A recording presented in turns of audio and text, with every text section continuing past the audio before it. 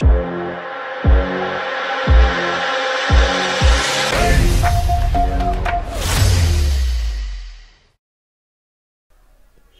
à tous, c'est Monsieur Sarr et bienvenue sur Tech Tradisport. Aujourd'hui, nous allons réaliser avec After Effects l'hologramme prévisualisé dans la dernière vidéo. Donc, nous allons démarrer notre After Effects. Donc, l'interface est présentée comme ceci. Et nous allons importer tous les fichiers pour la réalisation de notre hologramme. Donc, nous en avons 7. On va glisser tout ceci et les déposer à ce niveau. Et prendre la vidéo principale, symbolisée ou bien renommée V1, et la glisser à ce niveau pour notre composition. Donc, on appuie sur espace pour lancer la lecture. Donc, la vidéo en temps réel se présente comme ceci.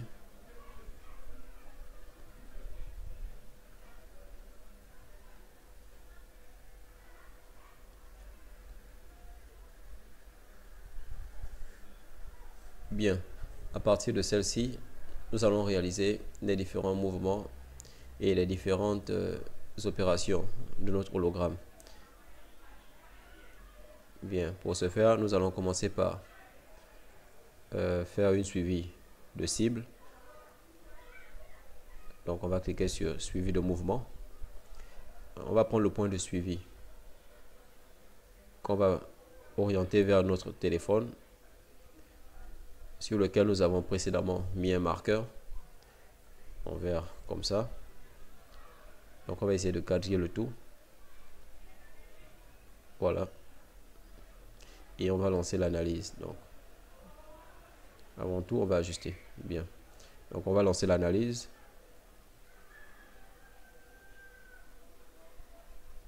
Voilà. Le suivi de mouvement s'effectue. OK. À partir de là, nous allons créer un solide nul. Pour ce faire, on vient à calque, nouveau, solide nul. Voilà. Et à l'intérieur duquel nous allons mettre les données de notre analyse. Voilà. On valide. OK. Et appliquer selon X et Y. Les coordonnées X et Y. OK. Bien.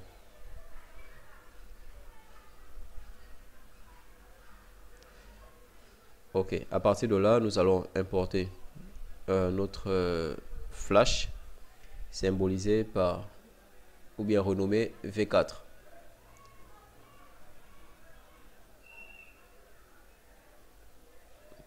Voilà. On va le glisser juste là au-dessus de nul. OK. Et le point d'ancrage, on va essayer de le déplacer en cliquant d'abord ici. Voilà. On le déplace juste à ce niveau. Voilà. OK. Maintenant, nous allons changer le mode. Voilà. Et on va passer de normal à écran. Voilà. Pour superposer les deux images. Et là, nous allons dérouler ceci pour changer les paramètres de notre flash. Donc, on active la 3 dimensions. Voilà. Suivant les 3 coordonnées de notre triade. Voici les informations qu'il faudra rentrer en ce qui concerne le point d'ancrage, l'échelle, l'orientation. Bien. Et pour la position, il suffirait de déplacer le triade jusqu'à ce niveau. Juste, voilà, quelques millimètres au-dessus de notre marqueur.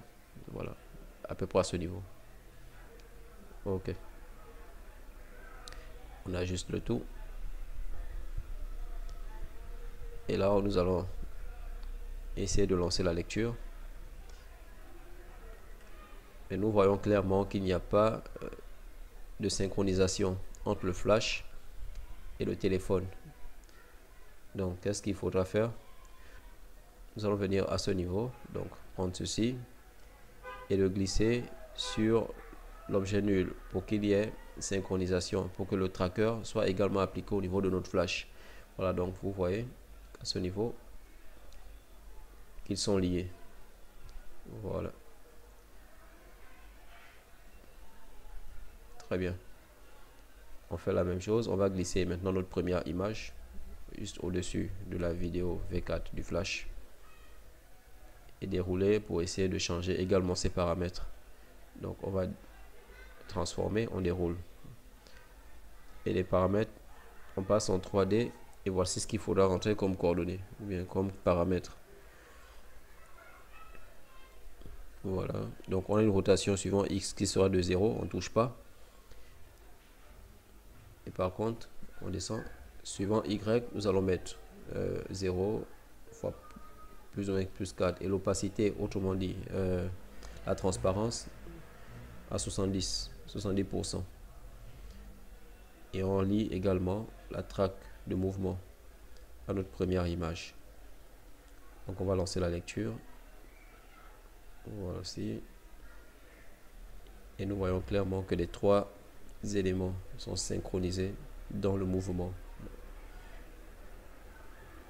Voilà.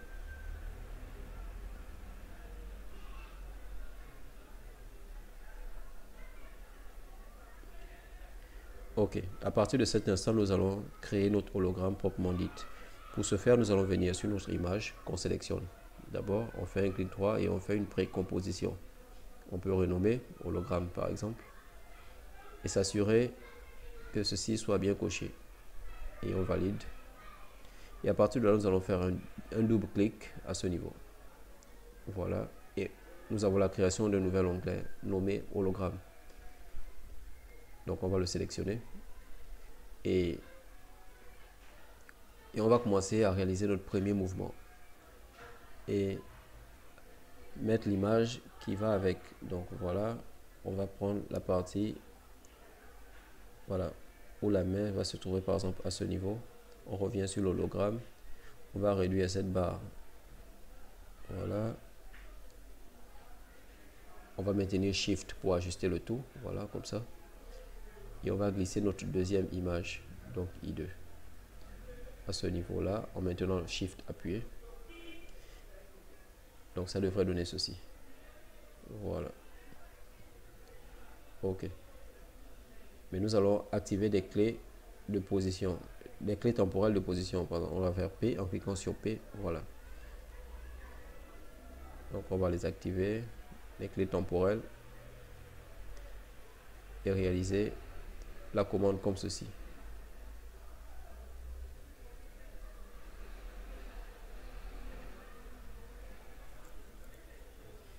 Et à ce niveau, on va basculer vers la gauche, conformément au mouvement dans la vidéo.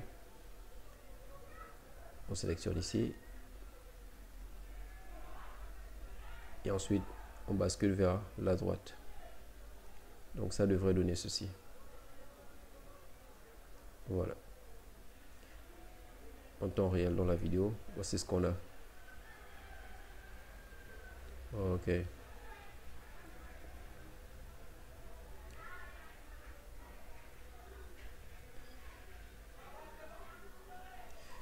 Bien. Nous allons devoir voilà, essayer de modifier un peu la vitesse en sélectionnant ces quatre clés temporelles, clic droit, et nous allons faire un lissage de vitesse ou tout simplement appuyer sur F9. Voilà. Donc ça donne ceci. Ok. Et on va passer à la deuxième image. Donc on revient et on va prendre la partie où nous faisons le revers de la main. Voilà. Comme ça. Tac. À ce niveau à peu près. Voilà. Ici. On revient dans notre onglet hologramme. On va réduire cette barre. Donc, on va commencer par la découper en faisant CTRL SHIFT D. Voilà. Et on va faire Shift pour étirer à peu près à ce niveau. Et glisser notre première image, puisque c'est cette image qui revient. Voilà, la première image utilisée. Ok. Et on active la clé de position encore une fois. Voilà. Donc on réalise la commande comme ceci, toujours. Cette fois-ci, on commence par basculer vers la droite. Ensuite, on fait cela. On revient, on sélectionne et on bascule vers la gauche. Donc les mouvements doivent donner ceci, et ensuite voilà, et toujours on va lisser la vitesse. Ok, donc nous avons ceci au niveau de notre image, de notre vidéo. Bien, voilà, le troisième mouvement, c'est un clic qu'on fait à ce niveau. Donc nous allons découper en faisant CTRL SHIFT et D, et là on va étirer avec SHIFT encore une fois, à peu près là. On prend notre troisième image, voilà,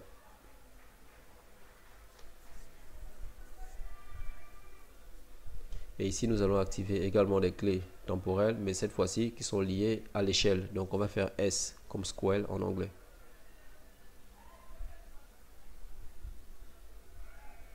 Voilà,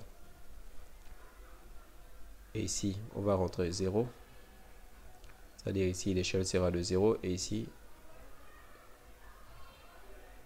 voilà, voilà, comme ceci, 100%. Donc ça donne ceci. Un autre mouvement et le troisième, voilà. Ensuite le lissage de vitesse. Très bien. Donc nous avons ceci. Ok. Donc on évolue. Voilà, on a un autre mouvement du bas vers le haut. On va prendre à partir de cet instant à peu près. Voilà, à ce niveau. On revient sur notre hologramme. On coupe, CTRL SHIFT D toujours. On étire en maintenant SHIFT appuyé. Voilà. On prend notre quatrième image qu'on va glisser à ce niveau. Bien.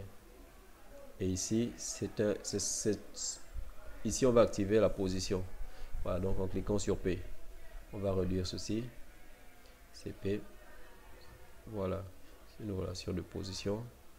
PP, très bien. On va dézoomer un peu parce que ici, nous allons essayer de nous diriger vers le haut. Donc, on réalise comme ceci. Voilà.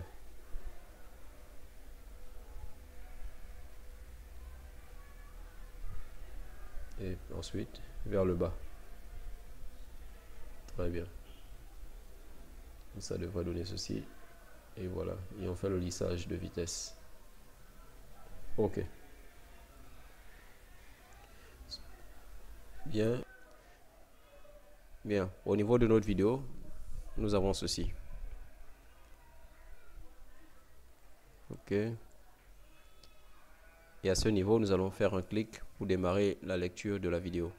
Donc, nous allons couper, toujours avec CTRL, SHIFT et D. Maintenir SHIFT pour un peu ajouter. Voilà, on étire à ce niveau.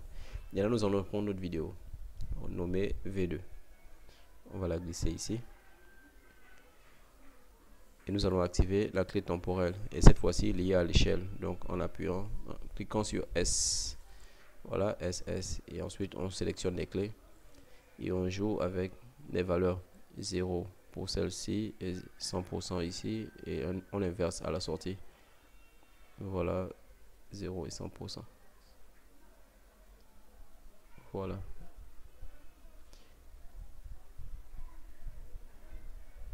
Donc nous avons ceci. Ok.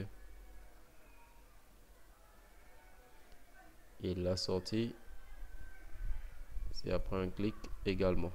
Donc on revient sur notre hologramme et on va couper à ce niveau.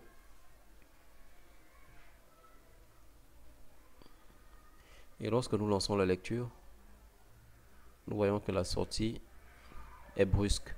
Donc nous allons essayer de, voilà, de la rendre un peu plus souple. Pour ce faire, qu'est-ce qu'on fera? On va ajouter des clés temporelles à ce niveau. Voilà. À ce niveau, par exemple. Par exemple, on met 95 avant de chuter à 0.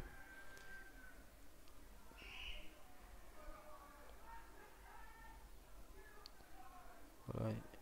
Voilà. Donc ça donne ceci.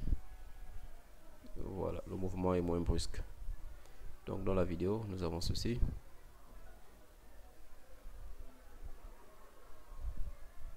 Et voilà.